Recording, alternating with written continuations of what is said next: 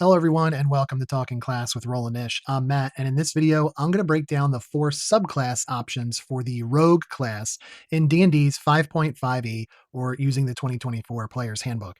If you haven't done so already, check out our Talking Class playlist. There you're going to find videos breaking down all the features you get playing levels 1 through 20 for each class, and a separate video that breaks down all the features you get playing the subclasses for each class, like this one.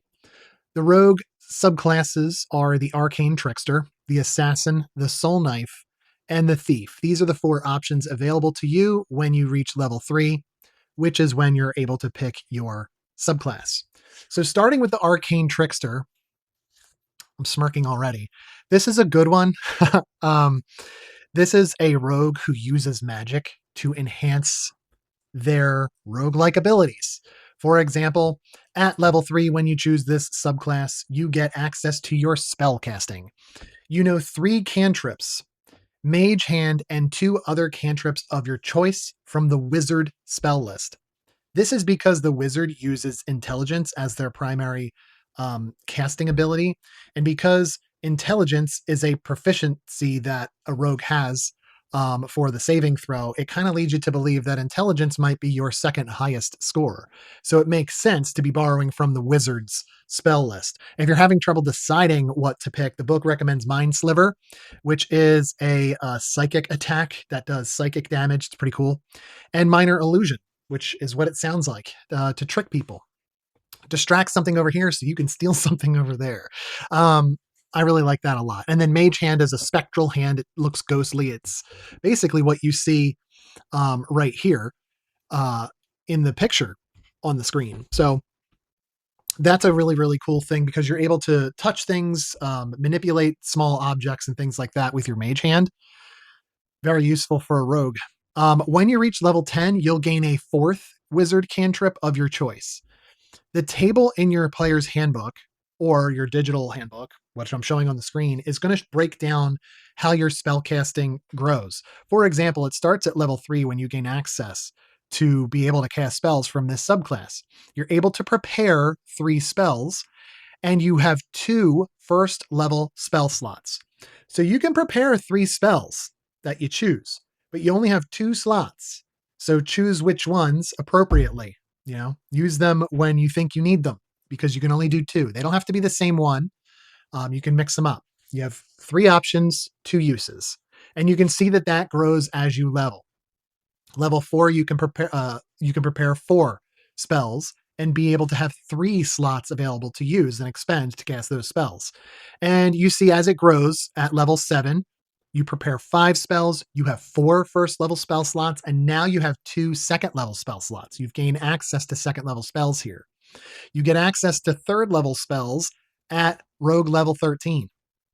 And as you can see, you can prepare more and more, so you'll have more options and you'll get more spell slots to be able to use as you grow. Finally, you're going to end at level 19, level 20, being able to cast 4th level spells. Good damage dealing ones at 4th level. Blight is my favorite at 4th level. 3rd level, when you reach Rogue 13, you get access to 3rd level spells. Fireball. That's the one everybody likes, right? But I would actually say somebody in your party probably has the ability to cast Fireball already. Take Lightning Bolt. It's a good one.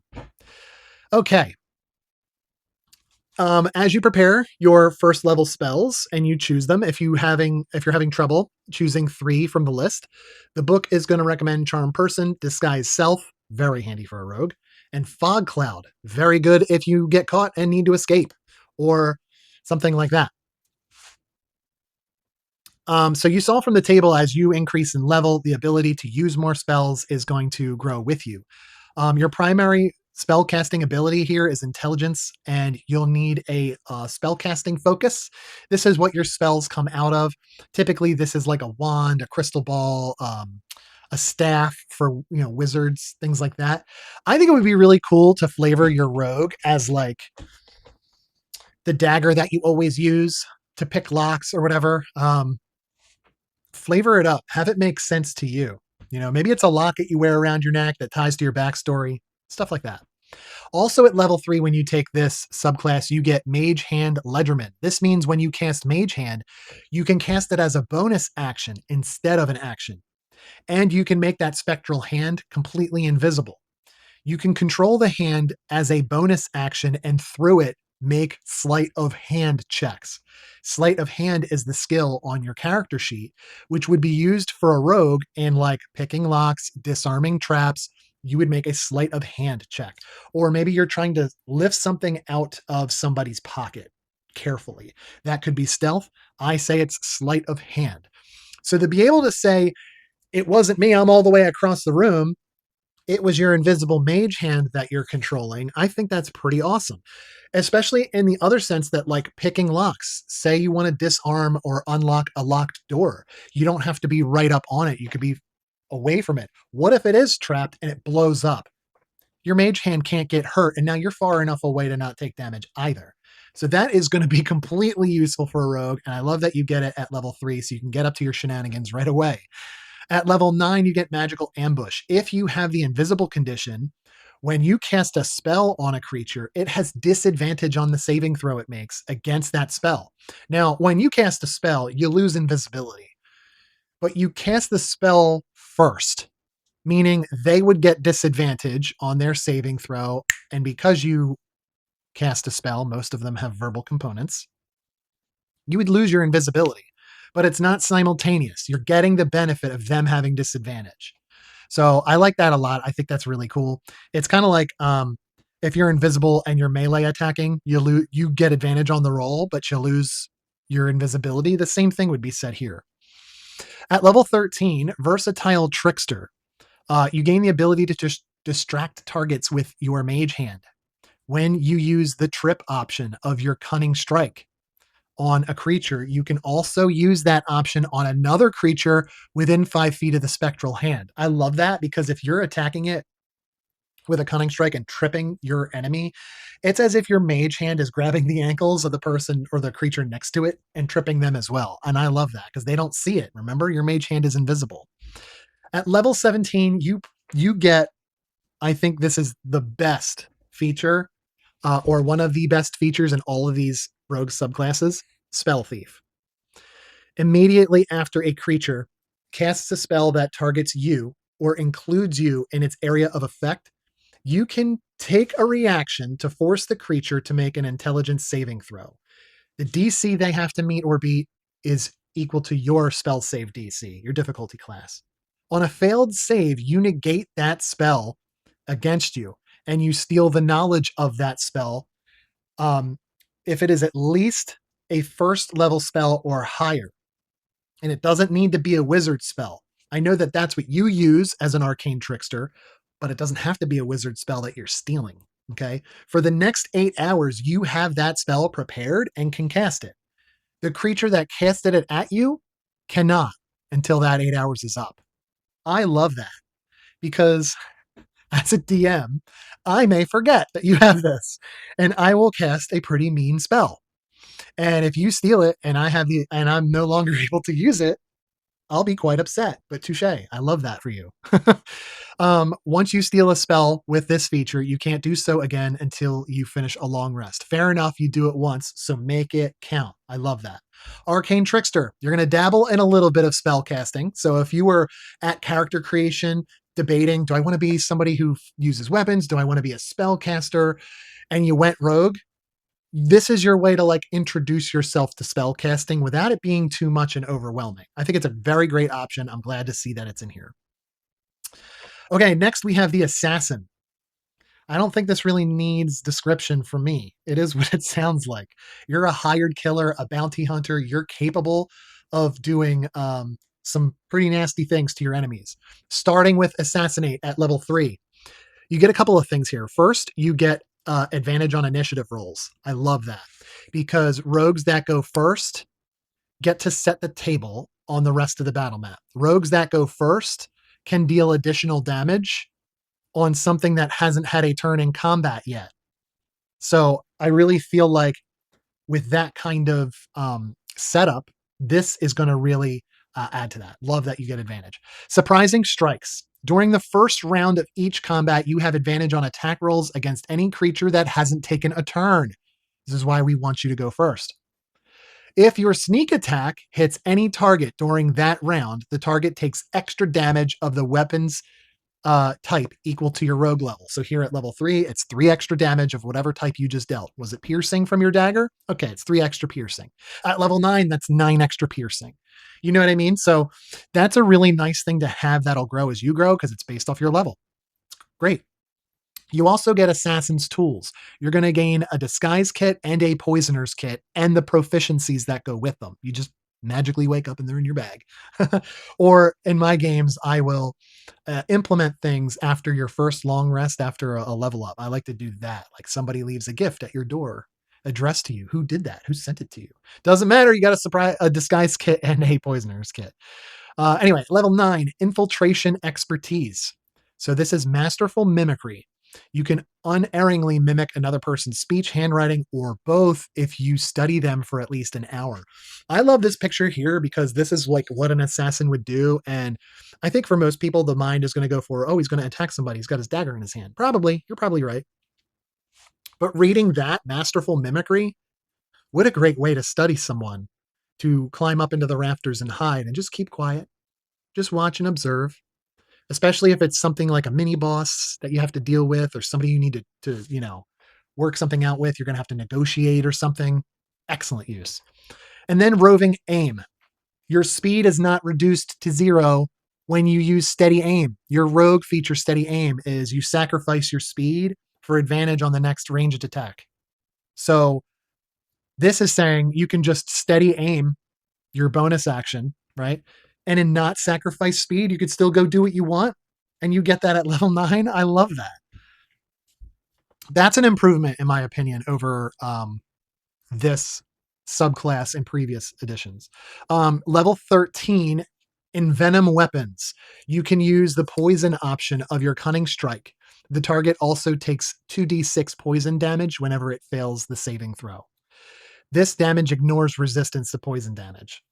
I love that the most.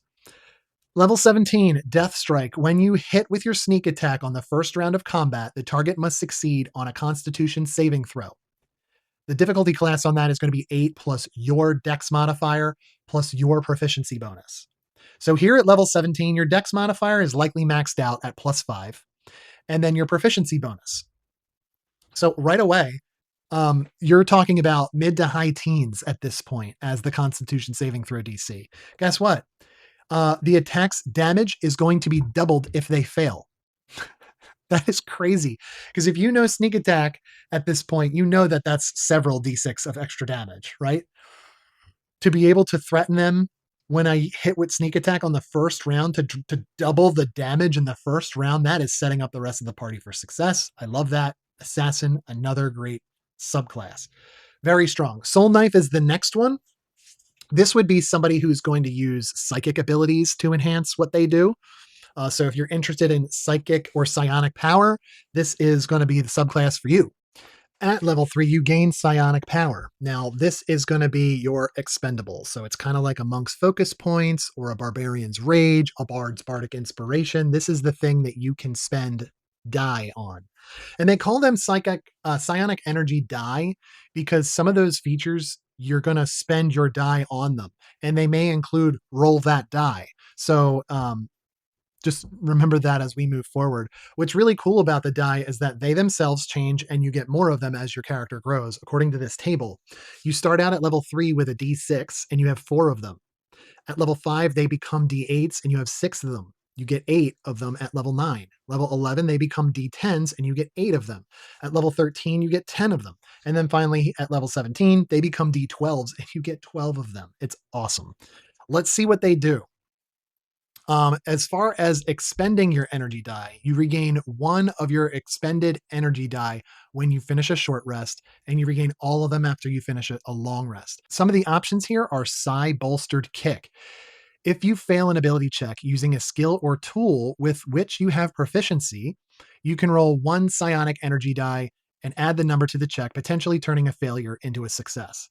The die is expended only if the roll succeeds. So if it fails, you didn't burn that psionic energy die. It only burns when you succeed. So why not do that, right? Just roll it when you start rolling. You also have Psychic Whispers. As a magic action, choose one or more creatures you can see up to a number of creatures equal to your proficiency bonus. Then roll one psionic energy die. For a number of hours equal to the number you just rolled, the chosen creatures can speak telepathically with you and you can speak telepathically with them. To send or receive a message requires no action. Talking's a free action. And you and the other creature must be within a mile of each other. And a creature can end that telepathic connection at any time. That's like them hanging up on you. But that's really cool because there are other ways to do this. There's a cantrip that takes up an action called message, but it's only one person. Sending works similarly. So to save spell slots, to be able to do this with multiple creatures, like people in your party, and it only burns a psionic energy die, I think that's worth it because your spell slots are way more, your spell slots. Somebody in your party with spell slots, those are more valuable than just a psionic energy die. So if someone in your party's got message or sending, that's great. Save that. Save that. Use your psychic whispers instead. That's my opinion. The first time you use this power, after each long rest, you don't expend the psionic energy die. All other times you use the power, you expend the die. So it's only the first one that you get as a freebie. So however long or however many hours that works, whatever you rolled, your first one is free. I like that. Level 3, you also get Psychic Blades. You can manifest shimmering blades of energy. When you make an attack roll or an opportunity attack, you can manifest these blades in your free hand. So make sure you have a free hand. And you attack with it. That magical blade has the following traits. It's considered a simple melee weapon. The hit die for the damage die is going to be 1d6 psychic damage plus the ability modifier used for the attack roll. You as a rogue, that's going to be dexterity. The properties are finesse and thrown. So this is a blade that you can throw 60 feet. Beyond 60 feet, it's at disadvantage up to 120 feet, which is the maximum range at disadvantage.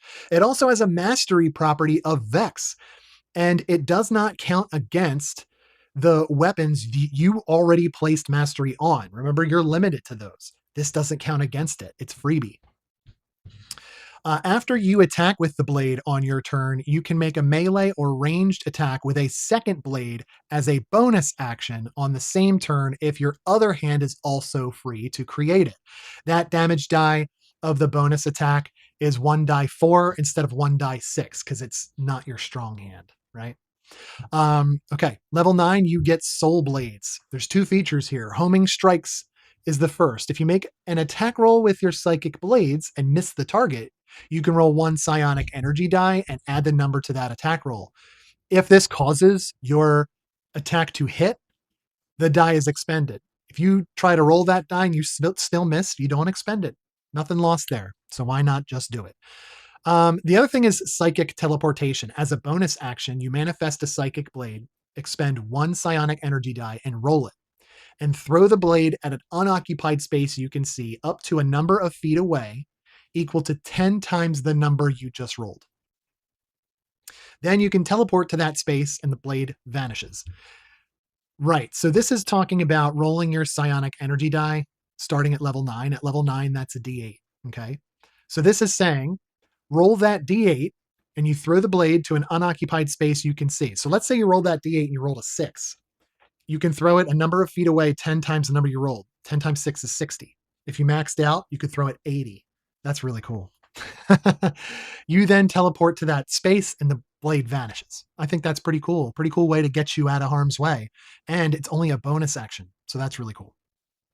At level 13, you get Psychic Veil. As a magic action, you gain the invisible condition for an hour or until you dismiss it, no action required. Invisibility ends early, immediately after you deal damage to a creature or you force a creature to make a saving throw. I like that. It's specifically saying that, not when you cough or sneeze or talk or even attack. It's when you deal damage or force something to make a saving throw. That's very specific, and it makes a big difference at the table. Once you use this feature, you can't do so again until you finish a long rest, unless you expend a psionic energy die. No action required. to restore your use of it. You're just going to announce it to your DM. Hey, I'm going to swap a psionic energy die to use my psychic veil again. Invisible. Level 17, Rend Mind. This one is crazy. When you use your psychic blades to deal sneak attack damage to a creature, you can force the target to make a wisdom saving throw. The difficulty class is going to be 8 plus your dex modifier and your proficiency bonus. If the save fails, the target becomes stunned for 1 minute. A stunned target repeats the save at the end of each of its turns, ending the effect on itself on a success. And as a reminder, stunned is incapacitated. You can't do anything. You automatically fail strength and dex saves, and attacks against you have advantage. So really, if that creature is stunned, all they're doing is making the saving throw to try and get out of it on their turn. Once you use this feature, you can't do so again until you finish a long rest. Unless you expend 3 psionic energy die, no action required, to restore your use of it. Again, you're going to announce this to your DM. I'm going to spend 3. By the way, only spend psionic energy die that you actually have. If you have like 6 of them and you spend all 6, you can't use those abilities. You have to be able to spend your psionic energy die, so you need to have them. Okay. Thief. No explanation required. You're a burglar, a treasure hunter, some kind of explorer, the epitome of an adventurer. I don't think thief is a derogatory term in this sense. At level 3, you get fast hands. As a bonus action, there's 2 things at play.